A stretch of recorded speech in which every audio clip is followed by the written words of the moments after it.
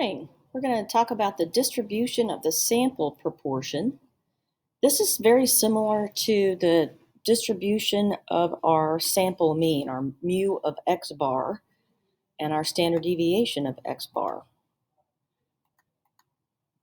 The definition of a sampling distribution is the distribution of all my sample proportions. So instead of having a probability distribution with an x and a p of x column, or an x bar and a p of x bar column, like what we saw from section 8.1, what we have are samples, and we've classified our characteristic by percentages. Like 50% of our sample have a particular characteristic, or 82% of our population have a particular characteristic. So we've got some notation that we need to pay attention to. P is the percentage or proportion in our population with that particular characteristic, where P hat, that's the other symbol, is our sample proportion or percentage. Now the central limit theorem also applies here. Before we had to pay attention to whether or not we had normal or approximately normal distributions. That's what allowed us to use our formulas for mu of x bar, sigma of x bar, and to also calculate a z-score for those sample means. This allows us to calculate a z-score for our sample proportions, our p hats. And you can see we've got some qualifications for that. I have to know that the number of things in my sample times my population proportion is bigger than 5, and also that NQ is greater than 5. P and Q have the same relationship that they have always had, so P plus Q adds up to 1.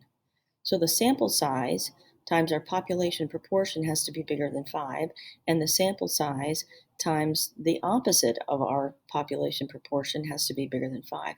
That will give us approximately a normal distribution, so these following formulas apply.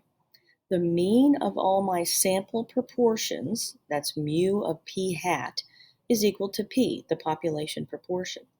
The standard deviation of our sample proportion, the standard deviation of all of our sample proportions, is the square root of p times q over n.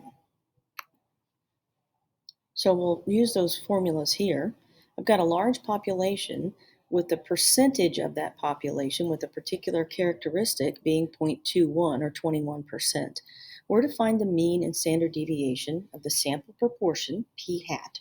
That is, find mu of p hat and find standard deviation of p hat. Well, since the formula says that mu of p hat equals p, that's just 0.21.